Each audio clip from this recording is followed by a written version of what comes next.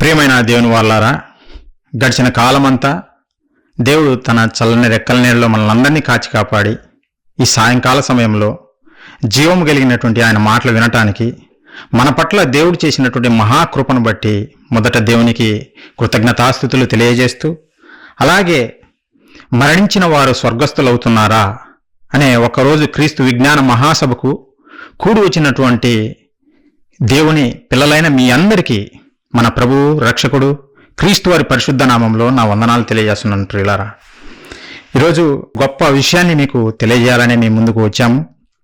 ప్రార్థన చేసుకొని లేట్ చేయకుండా ప్రారంభించుకుందాం. ప్రియులారా, ప్రార్థించుకుందాం. మహాపరిశుద్ధుడా, ప్రేమగల మా కన్న తండ్రి, మీ పరిశుద్ధమైన ఘనమైన శ్రేష్టమైన మీ నామానికి వందనాలు తండ్రి. గడిచిన దినములంతా మీ చల్లని రెక్కల నీళ్ళలో మమ్మల్ని అందరినీ కాచి కాపాడి మీ సన్నిధికి మమ్మల్ని చేర్చి దినమున తండ్రి, జీవము కలిగిన మీ మాటలు వినటానికి మా పట్ల చూపిన కృప కొరకే మీకు కృతజ్ఞతలు తెలియజేస్తున్నాను. నాయన, మాట్లాడుచున్న నాకు తండ్రి సమయోచితమైన జ్ఞానమును ప్రసాదిస్తారని, వాస్తవాలు మీ పిల్లలకు తెలియజేసేవారుగా నిలబెట్టమని, అలాగే తండ్రి వింటున్న మీ పిల్లలు విని గ్రహించి తండ్రి మీరు కోరుకున్నట్టుగా ఫలించులాగున ప్రతి ఒక్కరి హృదయాలు తెరవమని వేడుకుంటూ, ఈ మీటింగ్లో తండ్రి ఆది నుండి అంతం వరకు మీ కృప తోడుగా ఉంచి సమస్తము సవ్యంగా మీ నామానికి మహిమకరంగా మాకు ఆశీర్వదకరంగా జరిగిస్తారని వేడుకుంటూ తండ్రి, ఈ ప్రార్థన మా ప్రభువును మా రక్షకుడును మీ ప్రియకుమారుడైన క్రీస్తు వారి అతి శ్రేష్టమైన నామంలో అడిగి వేడుకొంచున్నాను తండ్రి, ఆమెన్. ప్రియులారా, గత కొంతకాలం నుంచి మీకు ఒక విషయాన్ని తెలియజేస్తూ వస్తున్నాం. అది మనిషి మరణం గురించి. ప్రియులారా, ఈరోజు దాని కంటిన్యూషన్గానే మీకు కొన్ని విషయాలు మరణం గురించి తెలియజేయాలనుకుంటున్నాం. ప్రియులారా, మనిషికి మరణం ఎలా వచ్చింది అనేది మీకు తెలియజేశాను. ప్రియులారా, ప్రపంచానికి తెలియదు. ప్రపంచం ఎన్నో కారణాలు చెబుతుంది, ఎన్నెన్నో విషయాలు చెబుతారు మనిషికి మరణం ఎలా వచ్చింది అనే విషయం గురించి. కానీ మనం వాస్తవాలు బైబిల్లో నుంచి మనం నేర్చుకున్నాం. ప్రియులారా, మనిషి పాపం చేయటం బట్టే మనిషికి మరణం వచ్చింది మొట్టమొదటిగానే విషయం బైబిల్లో నుంచి మనం నేర్చుకున్నాము. ఆ మరణం తర్వాత మరొక బ్రతుకు లేదని మనిషి బ్రతుకుతున్నాడు, ఇదే జీవితం అని తన ఇష్టానుసారంగా బ్రతుకుతున్నాడు అనే విషయాలు మీకు ఇంతకుముందు తెలియజేశాను. ప్రియులారా, వారికి తెలియదు మనిషి మరణం తర్వాత మరొక బ్రతుకు ఉందనే సంగతి ఈ సమాజానికి తెలియదు. అందుకే వారు ఇష్టానుసారంగా వారు కోరుకున్నట్టుగా ఈ భూమి మీద బ్రతుకుతున్నారు. ఇదే జీవితమని ఆనందంతో సంతోషంతో గంతులు వేయుచున్నారు. ప్రియులారా, మరికొంతమంది వాళ్ళ నమ్మకాలు ఏంటంటే దేవుని నమ్మినామని చెప్పినటువంటి వారేం చెబుతున్నారు, మనిషి మరణం తర్వాత ఏం జరుగుతుందంటే, ఒకవేళ నువ్వు మంచి క్రియలు చేస్తే, మంచి పనులు చేస్తే నువ్వు మరలా మనిషిగానే పుడతావు, ఒకవేళ చెడ్డ క్రియలు చేస్తే నువ్వు మరలా ఏదొక జంతువు రూపంలో నువ్వు పుడతావు అని కొన్ని అపోహాలు ఈ సమాజంలో ఉన్నాయి. ప్రియులారా, అవన్నీ వాస్తవాలు కాదని బైబిల్లో నుంచి మీకు చూపించాను. వాస్తవాలు బైబిల్లోనే ఉంటాయి. ఎందుకంటే దేవుడే చెప్పాలి. మనిషికి బ్రతుకునిచ్చింది ఎవరు? దేవుడే. మరి ఆ బ్రతుకు ఇచ్చిన దేవుడు మనిషికి మరణం వచ్చిన తర్వాత ఏమి జరుగుతుందో తెలియజేసేది కూడా దేవుడే. మనిషి చెప్పలేడు. మనిషి ఈ జ్ఞానం లోక జ్ఞానం నేర్చుకోవచ్చు. లోక జ్ఞానము దేవుడు వెర్రి జ్ఞానం అని అన్నాడు. లోక జ్ఞానము దేవుని జ్ఞానాన్ని ఎరగలేదు కనుకనే వారు ఎన్నో అబద్ధాలు చెబుతున్నారు ఈ సమాజంలో. ప్రియులారా, మీకు కొన్ని విషయాలు ఇంతకు ముందు తెలియజేశాను. ప్రియులారా, ఈ ప్రకృతిలో దేవుడు పెట్టిన రుజువులతో మనిషికి మరొక జీవితం ఉంది, మరొక జన్మ ఉంది, అంటే ఈ జీవితమే అంతం కాదు అనే విషయాలు ప్రకృతిలో దేవుడు పెట్టినటువంటి రుజువులను చూపించి వాస్తవాలను మీకు తెలియజేశాను. ప్రియులారా, అయితే ఈరోజు చాలా మంది ఏమంటున్నారంటే, మరణించిన మనిషి స్వర్గస్థులవుతున్నారు అనే నమ్మేవారు కూడా ఈ సమాజంలో ఉన్నారు. ప్రియులారా, ఎక్కువ మంది. దేవుడు అందుకే బైబిల్లో ఒక మంచి మాట రాయించాడు. ప్రియులారా, మనిషికి తెలియదు, ఏ విషయాలు తెలియదు. మనిషి మరణం తర్వాత ఏమి జరుగుతుందో అనే సంగతి ఈ ప్రపంచానికి తెలియదు, జ్ఞానులు అనుకున్న వారికి తెలియదు, లేదంటే మేము అధికారులం అన్న వారికి తెలియదు. ప్రియులారా, పేదవాడైనా ధనికుడైనా ఎవ్వరికి మనిషి మరణం తర్వాత ఏమి జరుగుతుంది అనే విషయం ఎవ్వరికి తెలియదు. ప్రియులారా, కాకపోతే వారు విస్తారంగా మాట్లాడతారని దేవుడే బైబిల్లో చెప్పాడు. ఒకసారి ఆ మాట చూడండి, ప్రసంగి గ్రంథము ఒకసారి చూడండి, 10వ అధ్యాయము మనం చూడగలిగితే 14వ వచనంలో దేవుడు ఏం చెబుతున్నాడో చూద్దాం. ప్రియులారా, కలగబోవున్నది ఏదో మనుషులు ఎరుగక ఉండినను బుద్ధిహీనులు విస్తారముగా మాట్లాడుదురు. నరుడు చనిపోయిన తర్వాత ఏమి జరుగునో ఎవరు తెలియజేతురు? నరుడు చనిపోయిన తర్వాత ఏమి జరుగుతుంది ఎవరు తెలియజేస్తారు? శాస్త్రవేత్తలు తెలియజేస్తారా? లేదంటే అధికారులు తెలియజేస్తారా? కలెక్టర్సా? లేదంటే ప్రభుత్వాలా? ప్రియులారా, ఈ ప్రపంచంలో ఎవ్వరూ తెలియజేయలేరు. ఒకే ఒక్కరు, ఆయనే మన తండ్రి అయిన దేవుడు. ఆయనే తెలియజేయాలి.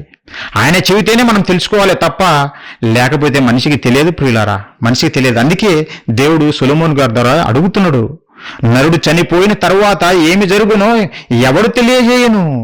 ఎవ్వరూ తెలియజేయలేరు ప్రియులారా, ఎవ్వరూ తెలియజేయలేరు. ఈరోజు చాలామంది మేము తెలియజేస్తామని బయలుదేరి ఎన్నెన్నో కట్టుకథలు తేవుతున్నారు, ఎన్నెన్నో వారికి నచ్చిన కథలు చెబుతున్నారే తప్ప వాస్తవాలు సమాజానికి తెలియజేయటం లేదు ప్రియులారా. దేవుడు మహాజ్ఞాన గ్రంథము మన చేతులు పెట్టి మనకు తెలియజేయాలనే ఈ మాటలు తెలియజేస్తుంది ప్రియులారా. మనం తెలుసుకోవాలి. లోకంలో, ప్రపంచంలో తెలియని వారిగా ఎలానో వాళ్ళు నాశనానికి వెళ్ళిపోతున్నారు. దేవుని దగ్గరికి రాకుండా వారిష్టానుసారంగా బ్రతుకుతున్నారు. కానీ మీరు అలా ఉండకూడదు, మనం అలా ఉండకూడదు అని తన ప్రేమ లేఖను, లేదంటే మహాజ్ఞాన గ్రంథమైనటువంటి బైబిల్ను మన చేతిలో పెట్టాడు. అవి చదివి తెలుసుకోమని మనకు చెప్పాడు ప్రియులారా. కానీ విచిత్రం ఏందో తెలుసా? ఈరోజు క్రైస్తవులు కూడా ఈ వాస్తవాలు తెలుసుకోకుండా మనుషులు ఈ ప్రపంచం ఏమి నమ్ముతుందో అదే వీరు నమ్ముతున్నారు పిల్లరా. అది ఆశ్చర్యం అనిపించింది నాకు. ఇది చాలా దురదృష్టకరమైనటువంటి వార్త. మనిషి మరణం తర్వాత జరిగే సీక్రెట్స్, అది మిస్టరీ, ప్రపంచానికి తెలియదు. కానీ క్రైస్తవుడికి తెలుసు, నిజమైన క్రైస్తవుడికి తెలుసు, బైబిల్ చదివిన వాడికి తెలుసు. నువ్వు బైబిల్ చదవకపోతే నీకు అర్థం కాదు. కొంతమంది బయలుదేరారు, మాకు మర్మాలు బయలుపరుస్తున్నాడు దేవుడు అని. ప్రియులారా, మర్మాలు దేవుడు ఇప్పుడు మరలా నీకు సీక్రెట్స్ తెలియజేస్తున్నప్పుడు ఈ 66 పుస్తకాలు కలిగినటువంటి బైబిల్ అనేది నీ చేతులు ఎందుకు పెట్టాడో ఆలోచించండి. మరలా ఈ కాలంలో నీకు మర్మాలు తెలియజేస్తాడా? ఆలోచించండి ప్రియులారా. మరి నీకు మర్మాలు తెలియజేసేటప్పుడు బైబిల్ ఇవ్వకుండా ఉన్నా సరిపోతుంది ప్రియులారా. బైబిల్ ఇవ్వాల్సిన పని లేదు. ఎందుకంటే ప్రతి కాలంలో దేవుడు తన కొరకు సేవకులను పుట్టించుకొని వారికి మర్మాలు తెలియజేస్తూ వాస్తవాన్ని తెలియజేసేవాడు ప్రియులారా. పూర్వకాలం జరిగింది అదే, ప్రవక్తలు చేసింది అదే. దేవుడు చెప్పిన మాటలు ప్రజల వద్దకు తీసుకొచ్చారు, చెప్పారు ప్రియులారా. కానీ ఈ కాలంలో బైబిల్ అనేది సంపూర్ణమైన తర్వాత, మన చేతిలో 66 పుస్తకాలుగా మన చేతిలో పెట్టిన తర్వాత కూడా మాకు మర్మాలు తెలియజేస్తున్నాడు దేవుడు. సీక్రెట్స్ మేము తెలియజేస్తామని ఎన్నో కట్టుకథలు క్రైస్తవులు కూడా చెబుతుంటే చాలా బాధ అనిపించింది ప్రియులారా. దేవుడు బైబిల్ ఇచ్చింది మర్మాలు నీకు బయలుపరచమని కాదు, చదువుకొని అందులో రాయబడినది ఏందో ఈ సమాజానికి తెలియజేయమని, ప్రతి ఒక్కరికి, ప్రపంచ మానవాళ్ళందరికీ తెలియజేయాలనే ఈ బైబిల్ అనే మహాజ్ఞాన గ్రంథం మన చేతిలో పెట్టాడు ప్రియులారా. అది చదివితే మనకు అర్థమవుతుంది. నువ్వు చదవకుండా నేను ప్రార్థన చేస్తాను, దేవుడు నాకు బయలుపరుస్తాడంటే కుదరదు ప్రియులారా. నువ్వు ప్రార్థన చెయ్యి, కానీ చదవాలి కూడా. నువ్వు చదివి అర్థం చేసుకుని అప్పుడు సమాజంలోనికి బయలుదేరు. అప్పుడు వాస్తవాలు ప్రజలకు తీసుకురా, ప్రజలకు తెలియజేయ వాస్తవాలను. సత్యవాక్యము కలిగినటువంటి నీవే అబద్ధాలు చెబితే ఈ లోకానికి ఇంకా ఎవరు సత్యము చెబుతారు పిల్లరా? యేసుక్రీస్తుల వారు మనల్ని ఏమన్నారు? మీరు లోకానికి వెలుగు అని అన్నారు. ఈ వెలుగే ఆరిపోతే, ఈ వెలుగే చీకటైపోతే ఈ ప్రపంచాన్ని ఇంకా ఎవరు వెలిగిస్తారో ఆలోచించండి. ఈ ప్రపంచాన్ని వెలిగించేవారు ఎవరైనా ఉంటారా? ప్రియులరా, క్రైస్తవుడిగా మన బాధ్యత ఏందో తెలుసా? వాస్తవాలు తెలుసుకోవాలి, సత్యాన్ని ఈ సమాజానికి తెలియజేయాలి, ఆ సత్యం వైపే మనుషులను నడిపించాలి ప్రియులరా. అంతే తప్ప అబద్ధాలు చెప్పి, లేదంటే ప్రపంచం నమ్మే విషయాలే మనము వాటిని తీసుకొచ్చి నీ బోధలుగా చెబితే అది వాస్తవాలు కాదు. బైబిల్లో రాయించిన మాటలే వాస్తవాలు, అవే మనం తెలియజేయాలి. రుజువులతో చూపిస్తున్నాం ప్రియులారా. మీకు ఏదో కట్టుకథలుగా ఒక గంట సేపు కూర్చోబెట్టి నా బోధ వినండి అని ఒక కథలు చెప్పినట్టుగా మేము చెప్పటం లేదు ప్రియులారా. వాస్తవాలు మీ కళ్ళ ఎదుట మేము పెడుతున్నాము. ప్రకృతిలో దేవుడు పెట్టినటువంటి జ్ఞానాన్ని మీకు చూపిస్తున్నాము. ఎంత రుజువులతో మీకు చూపిస్తున్నాము. ఈ రోజు కూడా మరణించిన వారు నిజంగా స్వర్గస్థులు అవుతున్నారా? నాకు దేవుడు రాత్రిపూట మర్మం తెలియజేశాడు కాబట్టి మీకు తెలియజేయడానికి వచ్చానని నేను మీ ముందుకు రాలేదు. వాక్యాన్ని, దేవుడు ఇచ్చినటువంటి వాక్యాన్ని చదివి అది అర్థం చేసుకుని మీ దగ్గరికి వచ్చాం ప్రియులారా. రుజువులతో మీకు చూపిస్తాను ఈరోజు, రుజువులతో ప్రియులారా. ఒక్కొక్కటిగా మనం ఆలోచిద్దాం. నిజంగా క్రైస్తవ బోధకులు కొంతమంది ఏమని బోధిస్తున్నారు తెలుసా?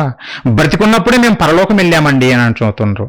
బతికున్నప్పుడే, వాళ్ళు భూమి మీద ఉన్నప్పుడే వాళ్ళు బోధలు చేస్తూ నేను పరలోకం వెళ్ళాను, పరలోకంలో యేసుక్రీస్తు వారిని చూశాను, పౌలు గారిని చూశాను, పేతురు గారిని చూశాను, అపోస్తులను చూశానని వారు సంఘంలో బోధిస్తున్నప్పుడు నిజంగా వాక్యం ఏం కావాలి ప్రియులరా? దేవుడు ఎంత బాధపడిపోతాడు?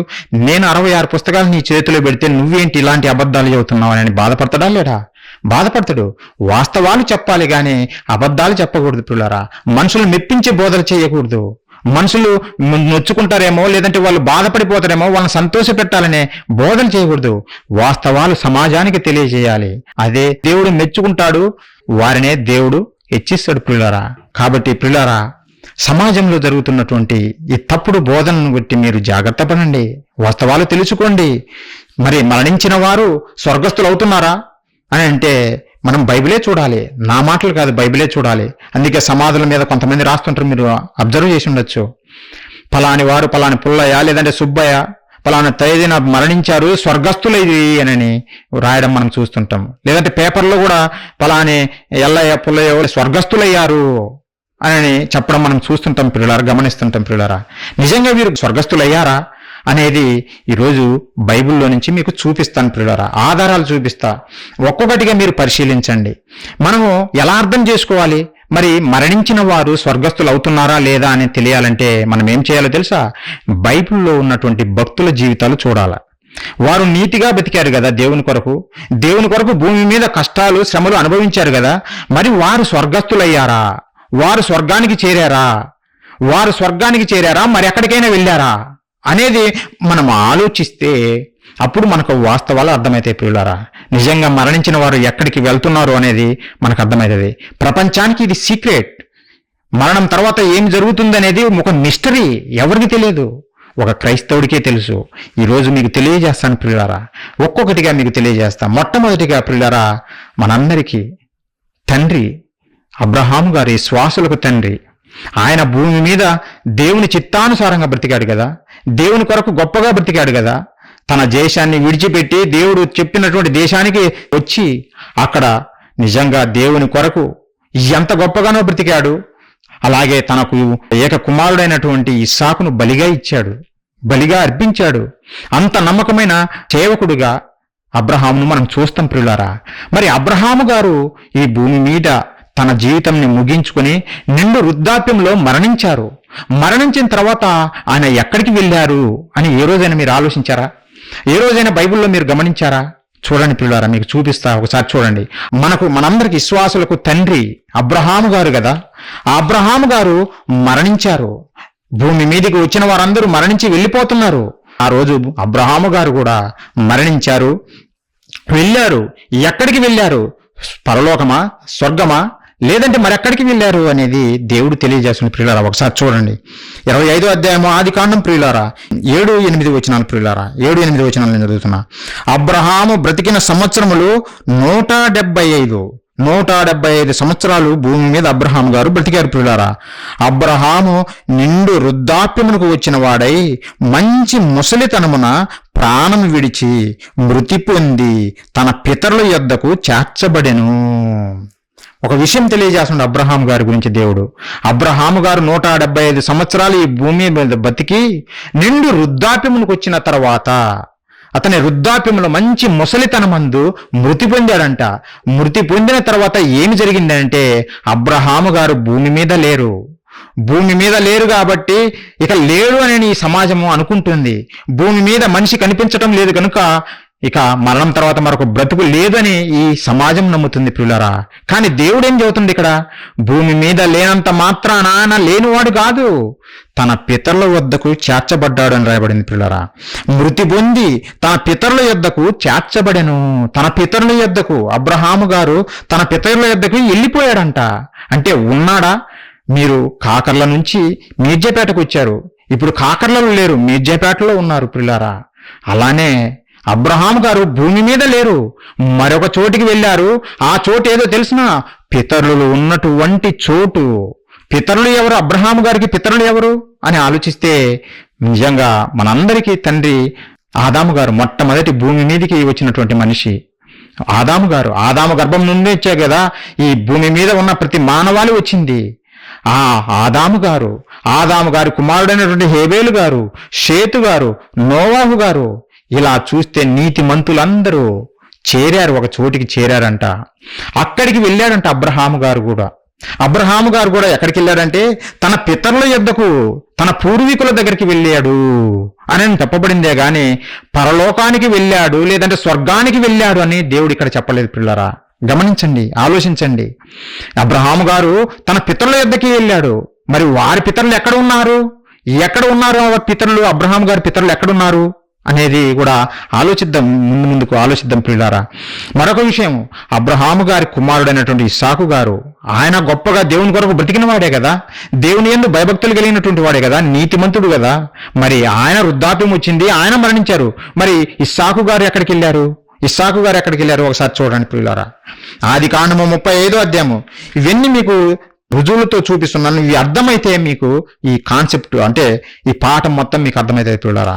దేవుడు మన కొరకు సిద్ధపరిచినవి ఎంత గొప్పయో ఇవన్నీ మీకు చూపిస్తున్నాను పిల్లారా బైబిల్లో నుంచి.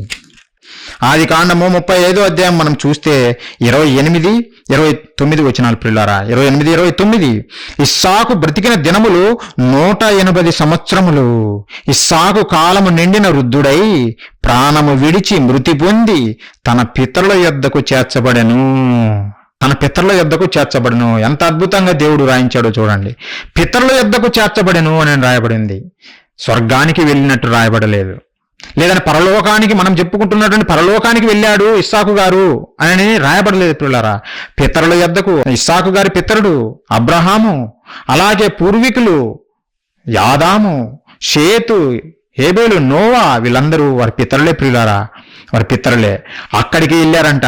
ఇస్సాకు గారి కంటే అబ్రహాం గారు ముందే వెళ్ళిపోయారు కదా ఈ భూమిని విడిచి, అలాగే పితరులు కూడా వెళ్ళిపోయారు కదా ఈ భూమిని విడిచి. వారి దగ్గరికే ఇస్సాకు గారు కూడా వృద్ధాప్యం నిండిన తర్వాత మృతి నొంది వెళ్ళాడంట ప్రియులారా.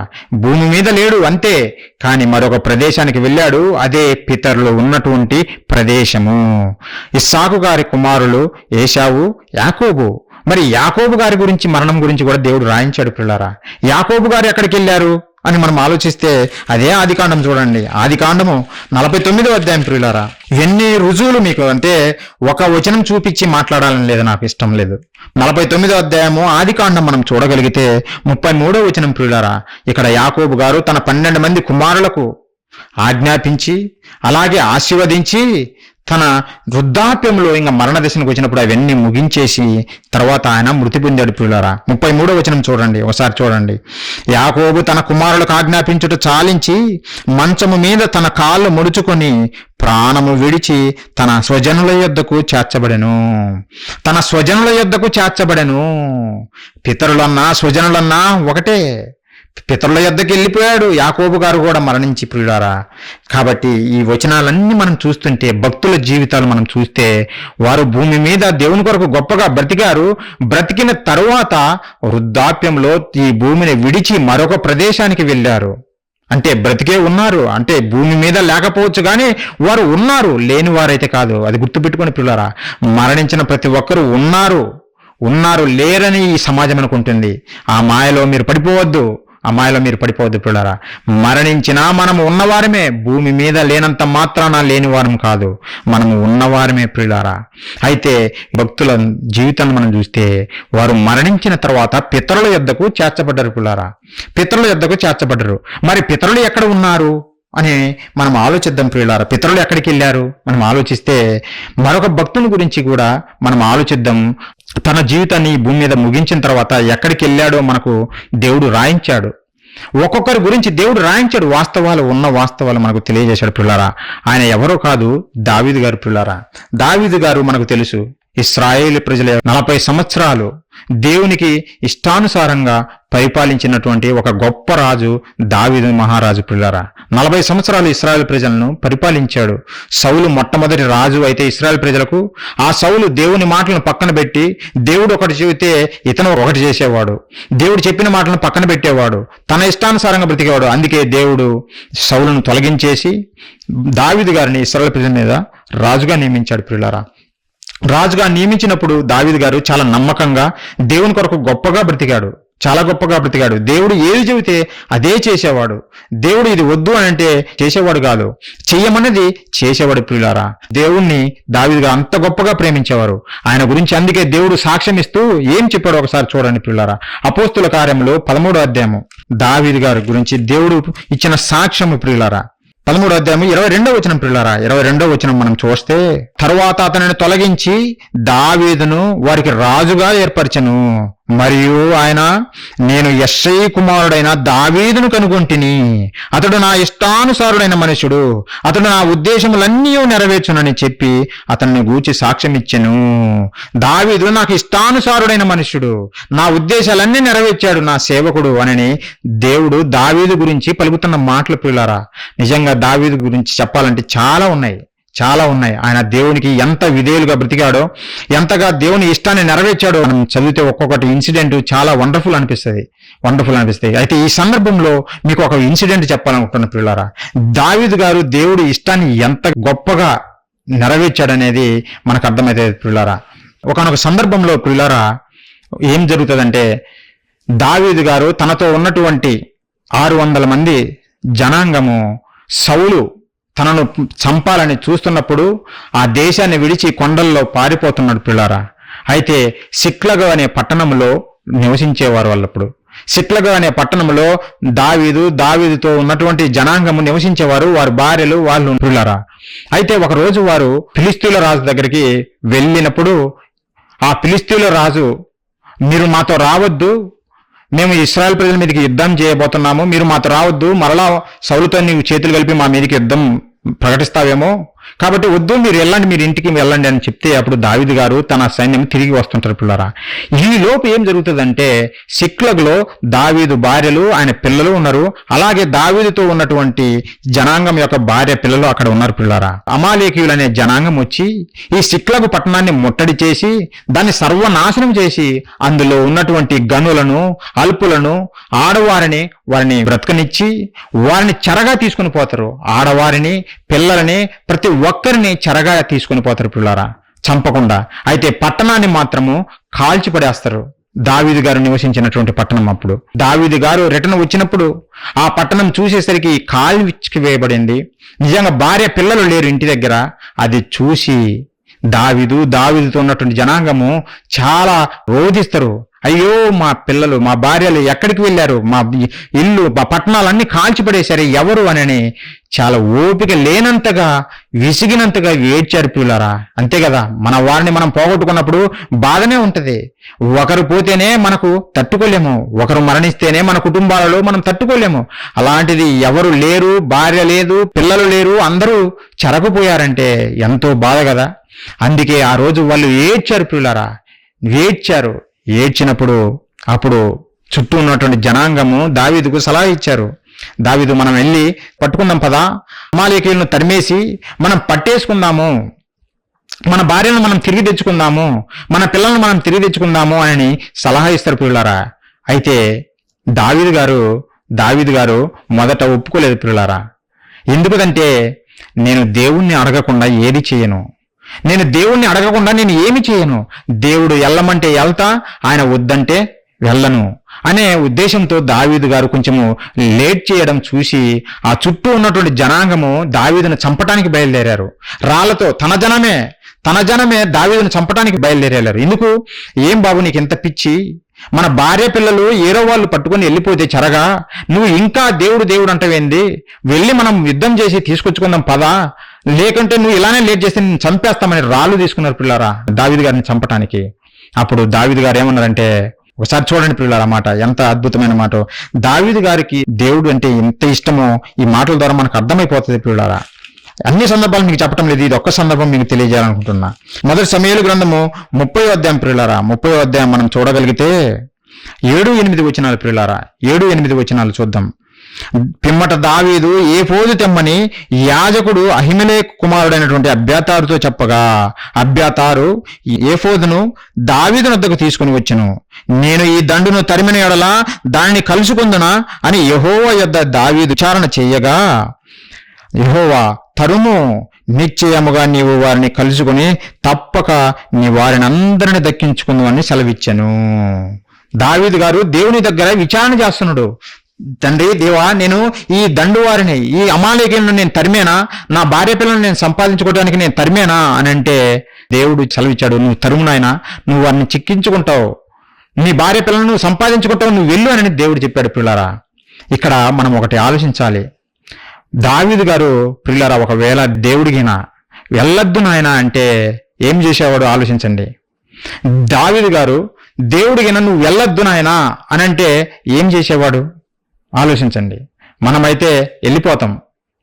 ఏంది ప్రభువా, భార్య పిల్లలు పోగొట్టుకొని ఇక్కడనే అలా ఉంటాము, ముందు వారిని వెళ్ళి సంపాదించుకోవాలని పరుగులు తీస్తాము, అసలు విచారణ కూడా చేయము ముందు వారిని సంపాదించుకోవడం కొరకు. కానీ దావీదు దేవుని ఇష్టాన్ని తెలుసుకోవాలనుకున్నాడు. దేవుడు ఏమనుకుంటున్నాడు ఈ విషయంలో అని దావీదు గారు ఆలోచించాడు. పిల్లారా, ఒకవేళ దావీదును దేవుడు వద్దు ఆగిపో అని అంటే దావీదు గారు ఆగిపోయేవాడు. పిల్లరా, నిజంగా ఎంత అద్భుతంగా దేవుణ్ణి ప్రేమించాడో దావీదు గారు ఆలోచించండి. అందుకే దేవుడు సాక్ష్యం ఇచ్చింది దావీదు గారి గురించి, నా ఇష్టానుసారుడైన మనుషుడు, నా ఇష్టాన్ని తెలుసుకునే దావీదు గారు ఏ పనైనా చేస్తాడు, నా ఇష్టం లేకపోతే దావీదు గారు ఏ పని చేయడు. ఈ సందర్భం మనకు చాలు ప్రియులారా. దేవుడు సాక్ష్యం ఇచ్చిన మాటలకు ఈ సందర్భం చదివితే మనకు అర్థమైపోతుంది. దావీదు గారు దేవుని ఇష్టాన్ని తెలుసుకున్నాడు. తర్వాత దేవుడు వెళ్ళమని చెప్పినప్పుడు వెళ్ళి తన భార్యలను పిల్లలను తిరిగి తెచ్చుకుంటాడు. పిల్లారా, దేవుడు అప్పగిచ్చేస్తాడు అమాలేకీయులను. దావీదు గారు యుద్ధం చేసి తీసుకొచ్చుకుంటాడు తన భార్య పిల్లలను. పిల్లారా, దేవుణ్ణి ఎంత గొప్పగా ప్రేమిస్తున్నాడో మనకు అర్థమవుతుంది. యేసుక్రీస్తుల వారు అదే చెప్పారు కదా, నాకన్నా ఎవరినైనా మీరు ఎక్కువగా ప్రేమిస్తే నా ప్రేమకు మీరు పాత్రులు కాదు. తల్లినైనను, తండ్రినైనను, పిల్లలనైనా, ఎవరినైనాను సరే నన్ను మొదట మీరు ప్రేమించాలి. ఇదే దావీదు గారు చేసింది. అదే పిల్లారా, దావీదు గారు మొదటగా దేవుని ప్రేమించాడు, తన భార్య పిల్లలను కాదు. ఒకవేళ తన భార్య పిల్లలను ప్రేమిస్తే దేవుని దగ్గర విచారణ చేయకుండా ముందే బయలుదేరి వెళ్ళేవాడు. కానీ వెళ్ళలేదే, దేవుని ఇష్టాన్ని తెలుసుకోవాలనుకున్నాడు. అందుకే దేవుని ఇష్టాన్ని తెలుసుకొని అప్పుడే బయలుదేరాడు. పిల్లారా, ఎంత గొప్పగా దేవుని ప్రేమించాడో ఆలోచించండి, ఎంత ఇష్టమో దేవునికి దావీదంటే ఆలోచించండి. ప్రియులారా, అందుకే దేవుడు రాయించాడు, దావీదు నా ఇష్టానుసారుడైన మనుషుడు, అతడు నా ఉద్దేశములన్నీ నెరవేర్చాడు అని దేవుడు దావీదు గురించి సాక్ష్యం ఇచ్చాడు.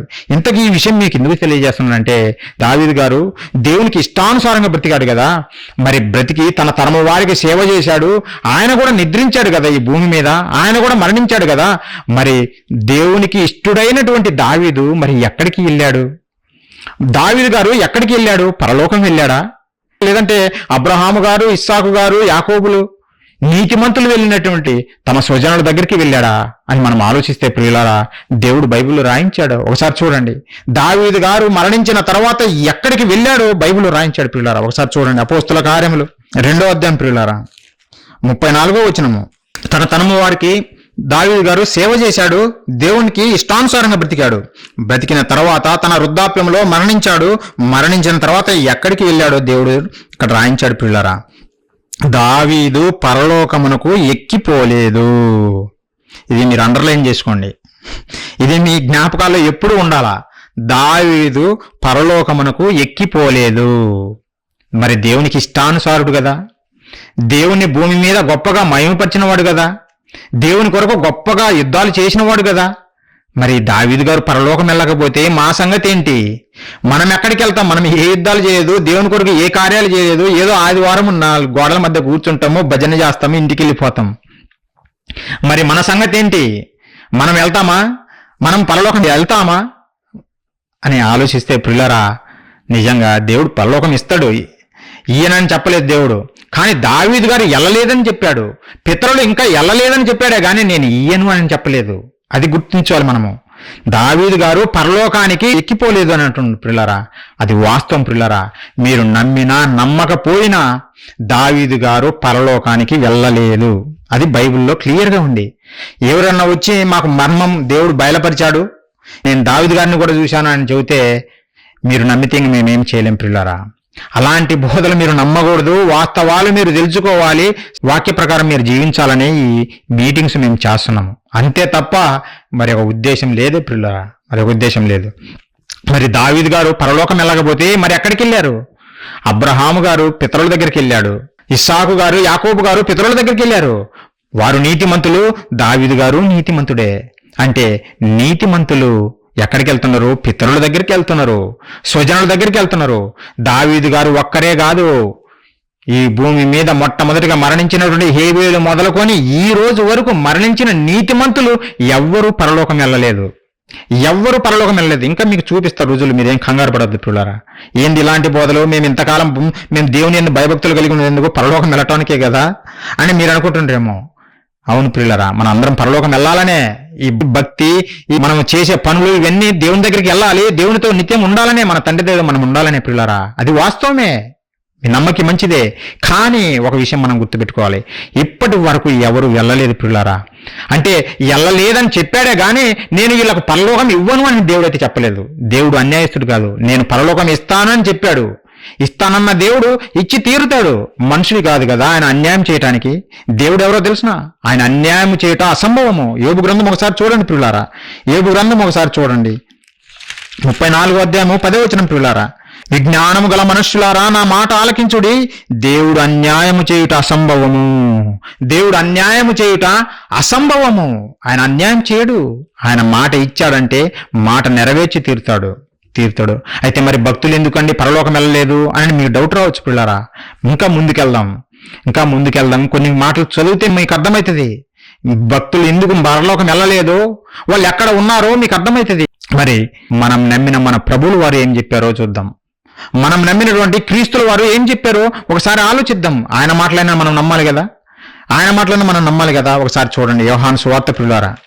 యేసు క్రీస్తుల వారు ఏం చెప్పాడో ఒకసారి చూడండి. యోహాను సువార్త, ఇది మొట్టమొదటిగా మీరు వింటున్నారేమో, కానీ పిల్లారా వాస్తవము. వాక్యమే చూడండి, మనుషులను చూడొద్దు, మనుషులను ఎవరిని చూడొద్దు, మీరు వాక్యమే చూడండి. వాక్యమే మీకైనా నాకైనా ఆధారం పిల్లారా. ఒకసారి చూడండి యోహాను సువార్త 3వ అధ్యాయము 13వ వచనం మనం చదివితే అక్కడ యేసుక్రీస్తుల వారు పలికిన మాటలు పిల్లారా. మరియు పరలోకం నుండి దిగి వచ్చిన వాడే, పరలోకంలో నుండి దిగి వచ్చిన వాడే యేసుక్రీస్తుల వారు, అనగా పరలోకంలో ఉండు మనిషి కుమారుడే తప్ప పరలోకమునకు ఎక్కిపోయిన వాడెవడనూ లేడు. ఇప్పుడైనా నమ్ముతారా? నమ్మాలి పిల్లారా. దేవుని మాటలు నమ్మాలి, మనుషుల మాటలు కాదు. యేసుక్రీస్తుల వారు ఆ రోజు ఆయన బోధ చేస్తున్నప్పుడు ఈ సత్యాన్ని చెబుతుంటే మనుషులు అంగీకరించలేదు. నేను సత్యమునే చెబుతున్నాను కనుక మీరు నన్ను నమ్మలేదు అని ప్రభులు వారు ఆ రోజు మొరపెట్టారు. నేను సత్యమే చెబుతున్నా కానీ మీరు నమ్మరు. సత్యము మనిషికి పట్టదు పిల్లారా. అబద్ధాలు వినటానికి వినసొంపుగా ఉండాలా, మధ్యలో వాయించాలా, మంచిగా నిద్రపుచ్చాలా, అప్పుడు ప్రసంగం బాగుంటుంది అనుకుంటుంది సమాజము. వాస్తవం చెబితే అది చేదుగా ఉంటుంది మనిషికి. ప్రియులారా, మనము వాస్తవాలు తెలుసుకోవాలా. అది చేదుగా ఉన్నా ఎలా ఉన్నా అది స్వీకరించగలిగే మనసు మనలో ఉండాలి ప్రియులారా. ఈ స్వయాన యేసు క్రీస్తుల వారే చెప్పారు, ఇప్పటి వరకు ఎవరు నాయనా నేను తప్ప, అంటే యేసు క్రీస్తుల వారు తప్ప ఎవరు పరలోకానికి ఎక్కిపోలేదు. మరి ఈ బోధకులు వచ్చి నేను పరలోకమే వెళ్ళాను, నేను చూశాను అని చెబుతున్నారు ప్రియులారా. నేను పరలోకాన్ని చూశానని వీళ్ళు చెబుతున్నారు. ఏది కరెక్ట్? క్రీస్తు చెప్పిన మాటలు మనం నమ్మాలా, లేదంటే వీరు చెబుతున్న మాటలు మనం నమ్మాలా? మీరే ఆలోచించండి, ఎవరి మాటలు నమ్మాలి. మనం నమ్మాల్సింది క్రీస్తు మాటలే, బోధకుల మాటలు కాదు. అది నేను చెప్పినా సరే మీరు నమ్మవలసింది బైబిల్లో ఉన్నాయా లేవా అని చూడాలి తప్ప ఏదో మా అబ్బాయి చెప్పాడనేమో లేదంటే పలాని బోధకుడు చెప్పాడని నమ్మితే మనం మోసపోతాం పిల్లారా. దేవుడు క్లియర్గా రాయించాడు, యేసు క్రీస్తుల వారు తప్ప, ఈ భూమి మీద వచ్చినటువంటి యేసు క్రీస్తుల వారే తప్ప మరెవ్వరూ పరలోకానికి ఎక్కిపోలేదు. దావీదు గారి గురించి మనం చూసాం, ఆయన పరలోకానికి ఎక్కిపోలేదు. మరి ఎక్కడికి వెళ్ళారు ఈ నీతిమంతులందరూ అని మనం ఆలోచిస్తే ప్రియులారా, స్వజనుల యొద్దకు పితరుల యొద్దకు చేరారు అని మనము వాక్యంలో నుంచి చూసాం ప్రియులారా. స్వజనుల దగ్గరికి వెళ్ళారు, పరలోకానికి ఎక్కిపోలేదు. ఒక యేసు క్రీస్తుల వారు తప్ప ప్రియులారా, యేసు క్రీస్తుల వారు తప్ప ఎవరు నిజంగా పరలోకానికి ఎక్కిపోలేదు. మరి ఎక్కడికి వెళ్తున్నారు వీళ్ళందరూ? మరణించిన భూమి మీద మరణించిన మనుషులందరూ ఎక్కడికి వెళ్తున్నారు? అది నీతిమంతులైనా లేదంటే దేవుని విడిచిపెట్టి తిరుగుతున్న వారైనా ఎక్కడికి వెళ్తున్నారు అని మనం ఆలోచిస్తే బైబిల్లో రాయబడిన మాట ఒకసారి చూడండి పిల్లారా. యెషయా గ్రంథం ఒకసారి చూడండి. యెషయా గ్రంథము 5వ అధ్యాయము 14వ వచనం ప్రియులారా, అందుచేతనే పాతాళము గొప్ప ఆశ పెట్టుకొని అపరిమితముగా తన నోరు తెరుచుచున్నది, వారిలో గనులను సామాన్యులను గోస చేయువారును హర్షించువారును పడిపోదురు. అంటే భూమి మీద మరణించిన వారందరూ పరలోకానికి కాదు వెళ్ళేది, వారు పాతాళానికి జారిపోతున్నారు, పాతాళానికి వెళ్ళిపోతున్నారు అనే సంగతి మనకు అర్థమవుతుంది పిల్లారా. ఇంకో మాట ఒకసారి చూద్దాం పిల్లారా, ఎక్కడికి వెళ్తున్నారు, ఎక్కడ ఉన్నారు, మరణించిన వారందరూ ఎక్కడ ఉన్నారు అని చూస్తే పిల్లారా, దేవుడు రాయించిన మాట సమూయేలు మొదటి గ్రంథం చూడండి. సమూయేలు మొదటి గ్రంథం ప్రియులారా 2వ అధ్యాయము 6వ వచనము, జనులను సజీవులుగాను మృతులుగాను చేయువాడు యెహోవాయే, పాతాళమునకు పంపుచు అందులో నుండి రప్పించుచుండువాడు ఆయనే. పాతాళానికి పంపుచు అందులో నుండి రప్పించువాడు దేవుడే. అంటే మరణించిన ప్రతి ఒక్కరు ఎక్కడికి వెళ్ళిపోతున్నారు? పాతాళానికి వెళ్ళిపోతున్నారు. ఇదేంటండి, మేము భయభక్తులు కలిగి ఉన్నాము, దేవుడు అంటే ఇష్టపడ్డాము, పరలోకం వెళ్ళాలనుకుంటున్నాము, అందుకే కదా మేము వచ్చింది అని మీరు అనుకుంటున్నారు పిల్లారా. అది వాస్తవమే, మనం పరలోకం వెళ్ళాలనే. అయితే ప్రస్తుతానికి మరణిస్తున్నటువంటి నీతిమంతులైనా లేదంటే దేవునికి విరోధముగా బతుకుతున్నటువంటి వారైనా పాతాళానికి వెళ్ళిపోతున్నారు. పాతాళం అనగానే ప్రతి ఒక్కరి మనసులో ఉండేది అంటే అది శిక్ష అండి. పాతాళ లోకంలో శిక్ష కలుగుతుంది, అక్కడికి ఎందుకు పోతారు నీతిమంతులు, అక్కడికి ఎందుకు పోతారు దేవుని యందు భయభక్తులు కలిగిన వారని మీరు అనుకుంటున్నారు పిల్లరా. పాతాళం అనగానే అది కేవలం శిక్ష పడే ప్రాంతమే కాదు పిల్లారా, అందులో నెమ్మది పొందే చోటు కూడా ఉంది. పాతాళ లోకంలో నెమ్మది పొందే చోటు కూడా ఉంది పిల్లారా. శిక్ష జరిగే ప్రదేశం మాత్రమే కాదు, అందులోకి నీతిమంతులు వెళ్తున్నారు, అనీతిమంతులు వెళ్తున్నారు. భూమి మీద మరణించిన ప్రతి ఒక్కరూ పాతాళానికి వెళ్ళిపోతున్నారు పిల్లారా. మరి అక్కడ నెమ్మది పొందే చోటు ఉందా అని మీకు డౌట్ రావచ్చు పిల్లారా. బైబిల్లో దేవుడు రాయించాడు, ఉంది నెమ్మది పొందే చోటు. ఎవరి కొరకు? తన పిల్లలు తన కొరకు కష్టపడి బ్రతుకుతున్నటువంటి వారికి మరణం తర్వాత వారిని విశ్రాంతిలోకి నడిపిస్తున్నటువంటి దేవుడు ఎక్కడికి అంటే ఆ పాతాళంలో ఉన్నటువంటి నెమ్మది పొందే చోట్లేకి పంపిస్తున్నాడు పిల్లారా. బైబిల్లో దేవుడు ఒక సంఘటన రాయించాడు, యథార్థ సంఘటన. చాలా మంది అది కథలాగా చదువుకుంటారు, కానీ కథ కాదు. బైబిల్లో మనం కథలు ఎక్కడ చూడం పిల్లరా, బైబిల్లో కథలు చూడము, అన్ని వాస్తవాలే. ఒక యథార్థ సంఘటన దేవుడు బైబిల్లో రాయించాడు పిల్లారా. ఏంటిదంటే, ఒక ధనవంతుడు ఉన్నాడు. ఒక ధనవంతుడు తన ఇష్టానుసారంగా భూమి మీద ప్రతి దినం సుఖపడుతూ బతుకుతున్నాడు పిల్లారా. తన ఇష్టానుసారంగా బ్రతుకుతున్నాడు. తన దగ్గర ధనం ఉంది గనుక ఎవరిని లెక్క చేయకుండా తను ఏది కోరుకుంటే అది చేస్తూ బ్రతుకుతున్నాడు పిల్లారా. అతని ఇంటి దగ్గరే, ఇంటి వాకిట బయట ఒక దరిద్రుడైనటువంటి లాజరు కూడా కూర్చొని ఉన్నాడు. అతడు కురుపులతో బాధపడుతున్నాడు పిల్లారా. ఆ కురుపులను కుక్కలు వచ్చి నాకుతున్నవి. ఆ దరిద్రుడైనటువంటి లాజరుకు కనీసం ఫుడ్ పెట్టేవారు కూడా లేరు పిల్లారా, కనీసం బాగోగులు చూసుకునేవారు కూడా లేరు. ఆ ధనవంతుడు తిన్న తర్వాత ఆ భోజన బల్ల మీద నుండి కింద పడినటువంటి ఆ రొట్టె ముక్కలను తినటానికి ప్రయత్నపడ్డాడే గాని ఆ ధనవంతుడు నాకు ధనం ఉంది కదా, ఒకరోజు లాజరుకు భోజనం పెడదామనే ఆలోచన లేదు పిల్లారా. నిజంగా ఒకరోజు భోజనం పెడితే ఏమైపోతుంది? పెట్టచ్చు కదా, నీ దగ్గర ధనం ఉంది, నీ దగ్గర సంపద ఉంది, పేదవాడికి కొంచెం భోజనం పెట్టలేవా? దేవుడు చెప్పాడు కదా, నీవు ఏనా నిజంగా 2 అంగీలు కలిగి ఉంటే లేని వాడికి ఒకటి ఇవ్వమని దేవుడు క్లియర్గా చెప్పాడు కదా. నిన్ను వల్ల నీ సహోదరుని ప్రేమించమన్నాడు కదా. కనీసం గేటు దగ్గర ఉన్నటువంటి లాజర్ను కూడా పట్టించుకోకుండా తన ఇష్టానుసారంగా బ్రతికాడు పిల్లారా ధనవంతుడు ఒకరోజు. అయితే ఒకరోజు రానే వచ్చింది ఇద్దరికి. ఒకరోజు మరణ దినం అనేది ప్రతి ఒక్కరికి వస్తుంది. ఆ రోజు ధనవంతుడికి వచ్చింది, లాజరుకు వచ్చింది పిల్లారా. లూకా సువార్త 16వ అధ్యాయం తీయండి పిల్లారా, 22వ వచనము. ఆ దరిద్రుడు చనిపోయి దేవదూతల చేత అబ్రహాము రొమ్మున ఆనుకొనుటకు కొనిపోబడెను. ఆ దరిద్రుడు అయినటువంటి లాజరు చనిపోయి ఏం జరిగిందంటే దేవదూతల చేత అబ్రహాము రొమ్మున ఆనుకొనుటకు కొనిపోబడెను. అయితే ధనవంతుడు కూడా చనిపోయి పాతి పెట్టబడెను. అప్పుడు అతడు పాతాళంలో బాధపడుచు అంటే ధనవంతుడు భూమి మీద విర్రవేగి బ్రతికినటువంటి ధనవంతుడు పాతాళానికి జారిపోయాడు పిల్లారా.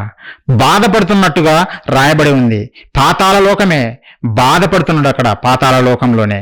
కానీ లాజరు గారు బాధపడుతున్నట్టుగా రాయబడలేదు పిల్లారా. లాజరు గారు బాధపడలేదు, భూమి మీద బాధపడ్డాడు, హింసలు పొందాడు, భూమి మీద కష్టాలు అనుభవించాడు లాజరు గారు. కానీ భూమిని విడిచిన తర్వాత ఆయన బాధపడలేదు పిల్లారా. అబ్రహాము రొమ్మున ఆనుకొనటానికి కొనుకోబడ్డాడు. దేవదూతలు వచ్చాయి లాజరు గారిని ఆహ్వానించటానికి పిల్లారా. ఆ పాతాళ లోకానికే తీసుకెళ్లారు. పాతాళ లోకంలోనే అబ్రహాం గారు, లాజర్ గారు ఉన్నారు అని ఎలా తెలుస్తుంది మనకు అని అంటే ప్రియులారా, ఇక్కడ ఈ సందర్భం చదివితే మనకు అర్థమవుతుంది. మరణించినటువంటి ధనవంతుడు ఆ బాధలో పడుతూ వెంటనే కేకలు వేయడం మొదలు పెడతాడు.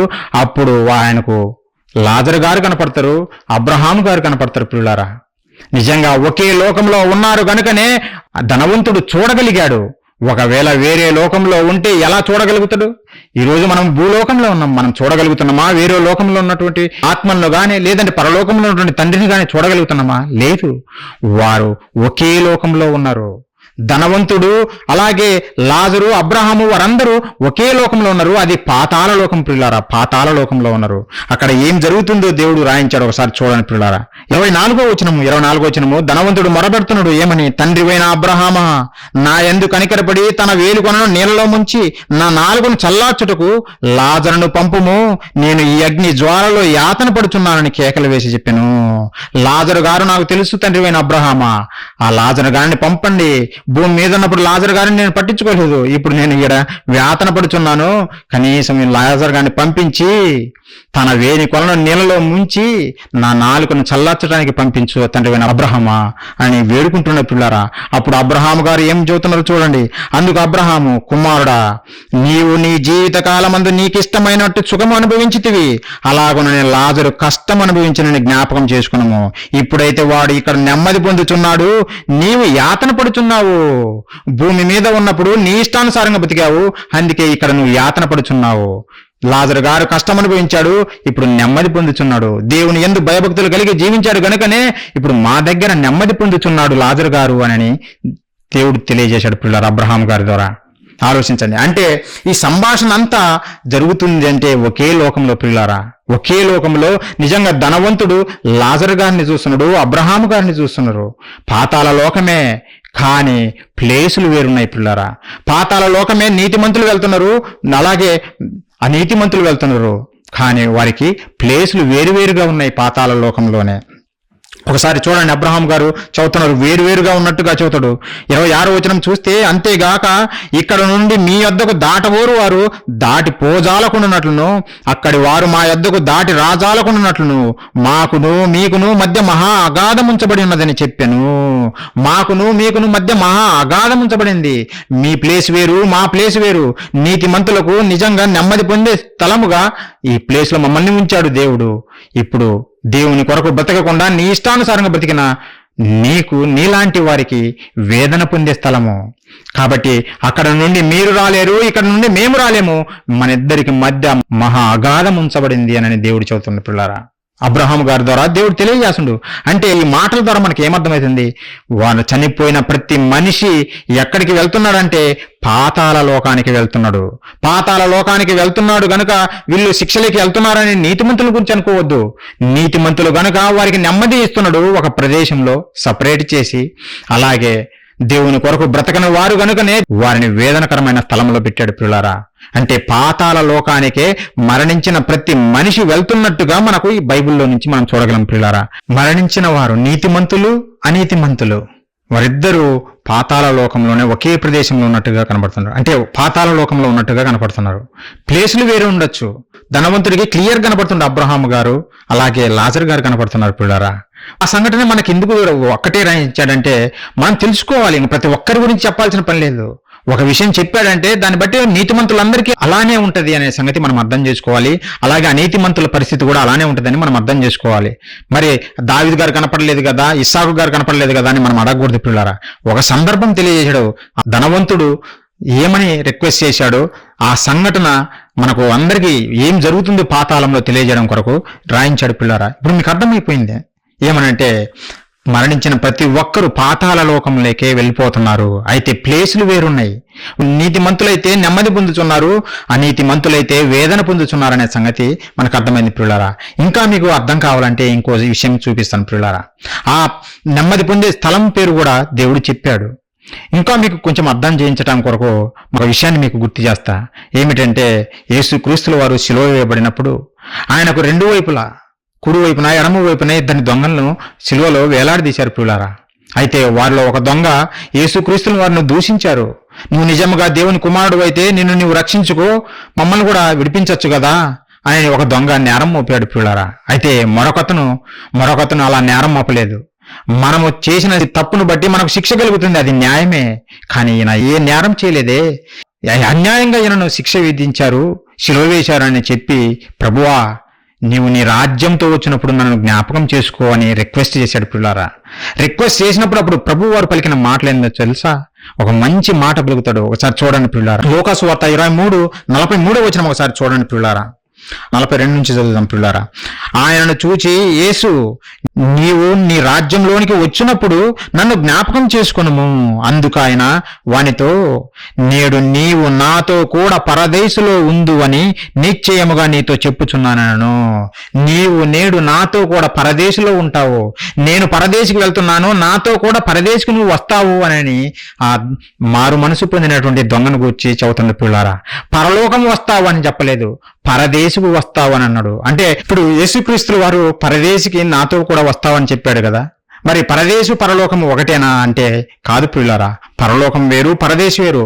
పరదేశం అనేది పాతాళ లోకములో నెమ్మది పొందుతున్నటువంటి ప్రదేశం ప్రియులారా. నీతిమంతులు నెమ్మది పొందుతున్నటువంటి ప్రదేశానికే పరదేశిని పెట్టాడు.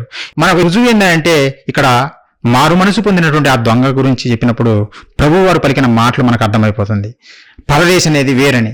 అలాగే ఇంకా మనకు కన్ఫర్మేషన్, ఇంకా మనకు రుజువు కావాలంటే ప్రియులారా, మగ్దలేని మరియమ్మ గారు నిజంగా యేసు ప్రభుల వారిని చూడాలని ఆదివారం ఉదయాన్నే బయలుదేరింది ప్రభుల వారిని చూడడం కొరకు. ఆ సమాధి దగ్గరికి వెళ్ళినప్పుడు సమాధి దగ్గర అప్పుడు యేసు ప్రభుల వారు తిరిగి లేవటం చూసింది. తిరిగి లేచాడు. తిరిగి లేచిన తర్వాత మొట్టమొదటగా యేసుక్రీస్తుల వారు మగ్దలేని మరియమ్మ గారికే కనపడ్డాడు ప్రియులారా. అప్పుడు అది చూసి ప్రభువా అని ఆయనను పట్టుకోవటానికి పోయినప్పుడు అప్పుడు ప్రభువు వారు పలికిన మాట ఒకసారి చూడండి, మనకు అర్థమవుతుంది యేసుక్రీస్తుల వారు పరలోకం వెళ్ళారా లేదంటే పరదేశికి వెళ్ళాడా పాతాళ లోకంలోకి అన్నది ఇంకా క్లారిటీ వస్తాయి ప్రియులారా. ఒకసారి చూడండి, యోహాను సువార్త 20:17 ప్రియులారా. యేసు ఆమెతో, నేను ఇంకనూ తండ్రి యొద్దకు ఎక్కిపోలేదు కనుక నన్ను ముట్టుకొనవద్దు. నేను ఇంకనూ తండ్రి యొద్దకు ఎక్కిపోలేదు. తండ్రి యొద్దకి అంటే మన తండ్రి అయిన దేవుడు పరలోకంలో ఉన్నాడు కదా, పరలోకమందున్న మా తండ్రి అని ప్రార్థన నేర్పాడు కదా యేసుక్రీస్తుల వారు. మన తండ్రి ఎక్కడ ఉన్నాడు? పరలోకంలో ఉన్నాడు. అంటే ఆ తండ్రి దగ్గరికి నేను ఇంకా ఎక్కిపోలేదు.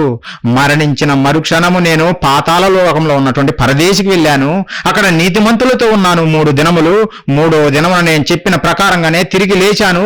ఇంకా నేను పరలోకానికి వెళ్ళిపోలేదు. నా తండ్రికి నా దేహాన్ని నేను ఇంకా చూపించుకోలేదు మరియమ్మ. కాబట్టి నన్ను ముట్టుకొనవద్దు, మొదట నా తండ్రికి నేను ఈ దేహాన్ని చూపించుకోవాలి, ఈ మహిమా దేహాన్ని అని ఆ రోజు మరియమ్మ గారితో పలికాడు ప్రియులారా. చూడండి, బైబిల్లో రాయబడిన మాటలే, బైబిల్లో రాయబడిన అక్షర సత్యాలు మరొకసారి చదువుదాం ప్రియులారా. యేసు ఆమెతో, నేను ఇంకను తండ్రి యొద్దకు ఎక్కిపోలేదు కనుక నన్ను ముట్టుకొనవద్దు. నేను ఇంకా తండ్రి యొద్దకి వెళ్ళలేదు, పరలోకం ఇంకా వెళ్ళలేదు. మరి తర్వాత ఏం జరిగిందంటే వెళ్ళాడు ప్రియులారా, పరలోకానికి వెళ్ళాడు, తండ్రికి చూపించుకున్నాడు, మరలా వచ్చి శిష్యులకు కనపరుచుకున్నాడు పిల్లారా. అనేక సార్లు శిష్యులకు కనపరుచుకొని వారిని బలపరిచాడు. ఇప్పుడు దీన్ని బట్టి చూస్తే మనకు అర్థం కావాలి, మరణించిన వారు అది ఎవరైనా సరే ఇప్పటి వరకు స్వర్గస్థులు కాలేదు. ఒక యేసు క్రీస్తుల వారు తప్ప, ఆయనే పరలోకానికి వెళ్ళాడు తప్ప భూమి మీద మరణించిన వారు ఇంతవరకు ఎవరు స్వర్గానికి చేరలేదు లేదంటే పరలోకానికి చేరలేదనే సంగతి వాస్తవం మనం బైబిల్లో నుంచి చూశాం ప్రియులారా. అది వాస్తవం, ఎవరు నమ్మినా నమ్మకపోయినా దేవుని మాటలు వాస్తవం ప్రియులారా. మరి మేము చేసిన భక్తి ఏమి కావాలని మీకు డౌట్ రావచ్చు. మేము చేసినటువంటి భక్తి, ఇంతకాలం దేవుని కొరకు మేము బ్రతుకుతున్నాం కదండి, సువార్త సభలో మనం ప్రకటిస్తున్నాము, లేదంటే దేవుని కొరకు త్యాగాలు చేస్తున్నాము, మరి దేవుని దగ్గరికి మేము చేరకపోతే మా బ్రతుకులు ఎందుకు, ఇంక దేవుని నమ్మడం ఎందుకు అని మీకు డౌట్ రావచ్చు పిల్లారా. ఒకటి జ్ఞాపకం చేసుకోండి, దేవుడు వాస్తవాలు తెలియజేశాడు. పరలోకం వెళ్ళలేదు అని చెప్పాడే గాని నేను పరలోకం ఇవ్వను అని చెప్పలేదు. నేను పరలోకం ఇస్తానని చెప్పాడు, వాగ్దానం చేశాడు. వాగ్దానం చేసిన దేవుడు మాట తప్పుతాడా? మనిషి కాదు కదా ఆయన మాట తప్పటానికి, మనిషి కాదు ఆయన, అన్యాయస్తుడు కాదు ప్రియులారా. ఆయన మాట ఇచ్చాడంటే చేసి తీరుతాడు. అయితే ప్రియులారా, ఒక పద్ధతి పెట్టాడు దేవుడు. ఆయన పరలోకం ఇస్తాడు. ఎలా ఇస్తాడంటే నిజంగా ప్రతి ఒక్కరిని ఒకేసారి పరలోకానికి తీసుకెళ్లాలనుకున్నాడు. ప్రతి ఒక్కరికి సర్ప్రైజ్ గా ఆ గొప్ప మహా పరలోకాన్ని దేవుడు మనందరికి ఇవ్వాలనుకుంటున్నాడు ప్రియులారా, మనందరికి ఇవ్వాలనుకుంటుండు. ఒకసారి చూడండి, ఇప్పటి వరకు మరణించినటువంటి నీతిమంతులందరూ మనం చూస్తే హెబ్రీయులకు రాసిన పత్రిక 11వ అధ్యాయంలో నీతిమంతులు ఏ విధంగా గొప్ప విశ్వాసం కలిగి జీవించారో మనకు తెలుసు. వారందరూ నిజంగా పరలోకం వెళ్ళారా లేదా అంటే లేదన్నట్టుగా రాయబడింది ప్రియులారా. వారు ఇంకా ఆ లోకం కొరకు ఎదురు చూస్తున్నట్టుగా మనము ఇక్కడ చూస్తాం ప్రియులారా. ఒకసారి చూడండి, హెబ్రీయులకు రాసిన పత్రిక 11వ అధ్యాయం మనం చూస్తే ఆ అధ్యాయం అంతా విశ్వాసుల జాబితా ప్రియులారా, విశ్వాసుల గురించి రాయబడింది. వారందరి గురించి చెబుతూ 38వ వచనం నుంచి నేను చదువుతున్నా. వీరందరూ ఎవరు? దేవుని యందు విశ్వాసం కలిగి దేవుని కొరకు గొప్పగా బ్రతికిన వీరందరూ తమ విశ్వాసము ద్వారా సాక్ష్యము పొందిన వారైనను మనము లేకుండా సంపూర్ణలు కాకుండా నిమిత్తము దేవుడు మన కొరకు మరి శ్రేష్టమైన దానిని ముందుగా సిద్ధపరిచను కనుక వీరు వాగ్దాన ఫలము అనుభవింపలేదు. ఎవరు? విశ్వాస వీరుల జాబితాలో జాయిన్ అయిన వారందరూ గొప్ప గొప్పవారు. అబ్రహాము, ఇస్సాకు, యాకోబు, దావీదు, మోషే, వీళ్ళందరూ ప్రియులారా, వీళ్ళందరూ ఇంకా పరలోకానికి వెళ్ళిపోలేదు, పరదేశులో ఉన్నారు. పరదేశులో నెమ్మది పొందుతున్నారు. మరణించిన మరుక్షణమే వారు పరదేశికి వెళ్ళిపోతున్నారు ప్రియులారా, పరదేశికి వెళ్ళిపోతున్నారు. అయితే దేవుడు ఒకరోజు మనకు పరలోకాన్ని ఇవ్వబోతున్నాడు. అదే క్రీస్తు రెండవ రాకడ. క్రీస్తు రెండవ రాకడ ఎందుకు జరగాలి? ఒకవేళగైనా మరణించిన వారందరూ వరుసగా పరలోకానికి వెళ్ళిపోతుంటే, అబ్రహాము గారు ఆల్రెడీ పరలోకం వెళ్ళిపోతే, ఇస్సాకు గారు పరలోకం వెళ్ళిపోతే, నీతిమంతులందరూ పరలోకం వెళ్ళిపోతే, ఇంకా ఎవరిని తీసుకెళ్ళటానికి భూమి మీదకి యేసుక్రీస్తు వారు వస్తారు? ఆలోచించండి. ఇంకా ఎవరిని తీసుకెళ్ళటానికి? మృతులను నేను లేపుతానన్నాడు ఎవరిని? పరదేశంలో ఉన్నటువంటి ఆ నీతిమంతులను మరలా భూమి మీదకి తీసుకొచ్చి వారి శవాలను లేపాలి, వారిని మహిమా శరీరముతో పరలోకానికి తీసుకెళ్తానంటుండు పిల్లరా.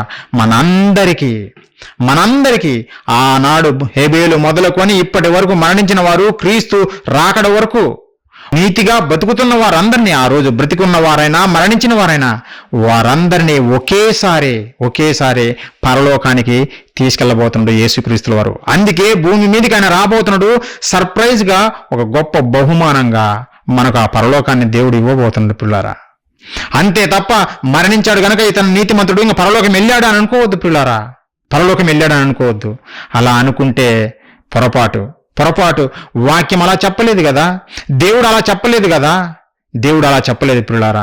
దేవుడు చెప్పింది మనం నమ్మాలా, దేవుడు చెప్పిన విషయాలే మనం నమ్మాలా తప్ప ఈ లోకంలో బోధకులు చెప్పినట్టుగా నేను పరలోకం వెళ్ళాను, క్రీస్తును చూశాను, పౌలును చూశాను, అపోస్తులను చూశాను అని చెప్తే అవి మాయబోధలు పిల్లారా, అవి మాయబోధలు. అవి కరెక్ట్ కాదు, వాక్యానుసారం కాదు. వాక్యానుసారంగా మనం నడుచుకోవాలి. మనకు పరలోకం ఇస్తాడా అంటే ఇస్తాడు, ఇప్పుడైతే కాదు ప్రియులారా. యేసు క్రీస్తుల వారు భూమి మీదికి రాబోతున్నాడు, ఈ లోకానికి మరలా రాబోతున్నాడు. అప్పుడు ఆయన కొరకు బ్రతికిన వారిని అందరినీ మరలా తండ్రి దగ్గరికి చేర్చబోతున్నాడు. ఏ విధంగా తండ్రి దగ్గరికి చేర్చబోతున్నాడో, ఏ విధంగా మనల్ని నిజంగా ఈ భూమి మీద ఉన్నటువంటి ఈ దేహాలను మరలా తిరిగి లేపుతాడో, ఈ విషయాలన్నీ మరలా నెక్స్ట్ మీటింగ్ లో మీకు తెలియజేయాలనుకుంటున్నాం ప్రియులారా. ప్రార్థన చేసుకుని ఈ మీటింగ్ ఇంతటితో ముగించుకుందాము.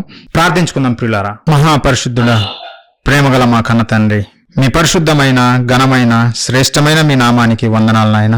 జీవం కలిగినటువంటి మీ మాటలు తండ్రి వినటానికి మా పట్ల మీరు చూపిన కృప కొరకే వందనాలు తండ్రి.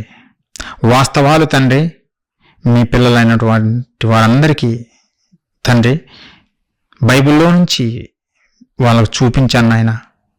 మేము వాస్తవాలు తెలుసుకొని మీ మాట ప్రకారం జీవించాలని మాకు బైబిల్ అని మహాజ్ఞాన గ్రంథం మా చేతులు పెట్టారు. అబద్ధాలు నమ్మకూడదని, అలాంటి అబద్ధాల్లో మేము కూరుకుపోకుండా సత్యవాక్య ప్రకారం జీవించాలని తండ్రి ఎంతో ఆశతో మాకు బైబిల్ ఇచ్చారు, వాస్తవాలు తెలియజేస్తున్నారు. తండ్రి విన్న ప్రతి ఒక్కరిని దీవించండి. మాటలు వినటానికి కూడి వచ్చిన ప్రతి ఒక్కరిని బట్టి ప్రార్థిస్తున్నాం తండ్రి. వారిని పేరున దీవించమని వేడుకుంటున్నాను నాయన. వారి అవసరాల్లో మీ కృప తోడుగా ఉంచండి, వారి పనుబాటల్లోనూ మీ కృప తోడుగా ఉంచండి. ఎవరైనా అనారోగ్యంతో ఉంటే తండ్రి మీ సహాయం అనుగ్రహించి మంచి ఆరోగ్యాన్ని ప్రసాదించి నాయన మీలో ఇంకా ఫలించులాగున మీ కృప చూపమని వేడుకుంటున్నాం కన తండ్రి. ఇంతటి మంచి అవకాశాన్ని ఇచ్చి తండ్రి వాతావరణం అనుకూలపరిచి మీ మాటలు వినటానికి మా పట్ల మీరు చూపిన కృప కొరకై కృతజ్ఞతలు తెలియజేస్తున్నాం తండ్రి. ఇంకా ప్రతి ఒక్కరము నాయన మీ సేవలో మీ పనిలో వర్ధిల్లులాగున దీవించమని పరసంబంధమైన దీవులతో నింపమని వేడుకుంటున్నాం కన తండ్రి. ఇంకా నాయన ఈ సత్య సువార్తను మేము అనేక చోట్ల ప్రకటించులాగున మార్గాలు తెరుస్తారని వేడుకుంటున్నాం కన తండ్రి. మీ చిత్తమే మేము జరిగించులాగున మీ నామానికి మహిమ తెచ్చే వారిగా మమ్మల్ని నిలబెట్టమని వేడుకుంటున్నాం తండ్రి. మీ పిల్లలు తిరిగి వారి ప్రయాణమై వారి గృహాలకు చేరుచుండగా నాయన మార్గాల్లో తోడుగా ఉండి మీ సాయం అనుగ్రహిస్తారని వేడుకుంటున్నాం తండ్రి. క్షేమంగా వారిని గృహాలు చేర్చమని వేడుకుంటున్నాం.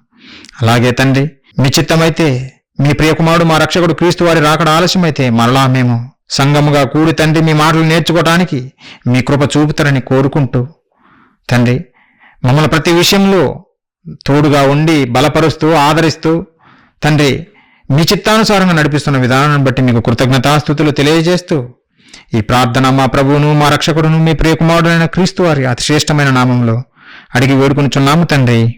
ఆమేన్. మీ అందరికీ వందనాలు ప్రియులారా.